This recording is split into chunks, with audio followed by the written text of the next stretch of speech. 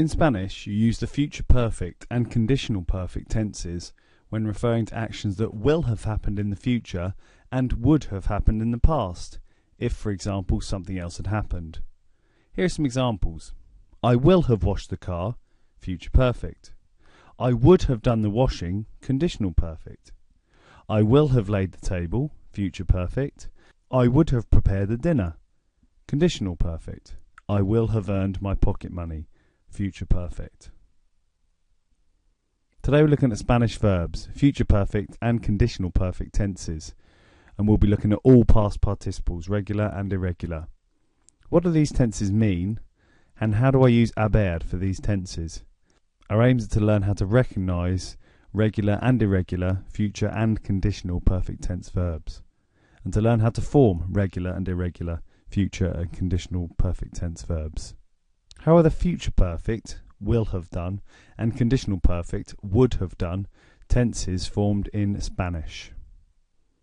Step 1. Choose the future or conditional tense of the verb haber, the auxiliary verb. Here we can see it in its full form in both tenses. If you've done the future and conditional tense lessons, you'll know that there needs to be a magic R in the future and conditional tenses before you put your endings on. Here we can see the future tense of haber. Habré, habrás, habrá, habremos, habréis, habrán. And the conditional tense, I would.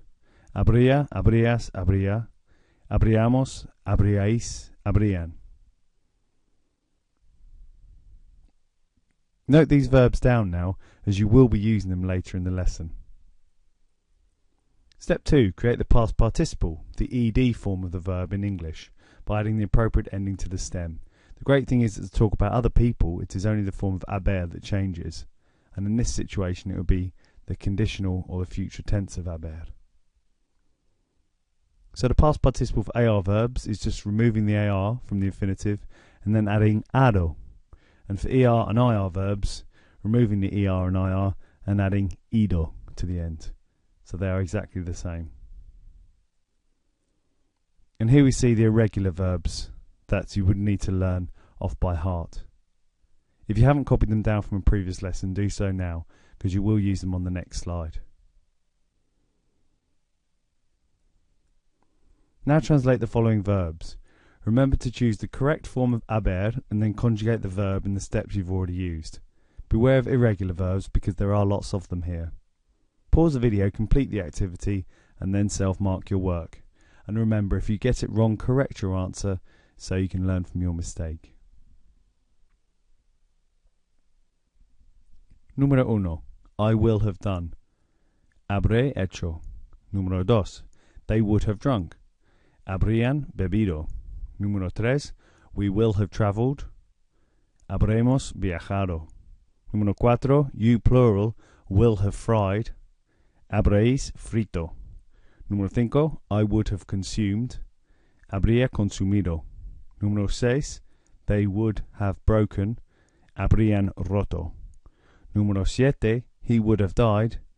Habría muerto. Número 8. She will have seen. Habrá visto. Número 9. I would have downloaded. Habría descargado. Número 10. I will have returned. Habré vuelto. Número 11. We would have said. Habríamos dicho.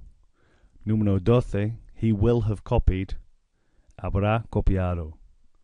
Remember, you don't need to use the subject pronoun yo, tú, él, ella, etc. unless you need to clarify who it is that's doing the verb. In some of these examples where I or he or she would have done something, you could use the subject pronoun. Otherwise, it isn't necessary in Spanish. Remember to go back and correct any mistakes you've made so you can learn from your mistakes. Today we've looked at Spanish verbs, the future perfect and conditional perfect tenses with all past participles. We've looked at what these tenses mean and how we use haber for these tenses. And we've learned how to recognise and form regular and irregular future and conditional perfect tense verbs. Muy bien. Adiós.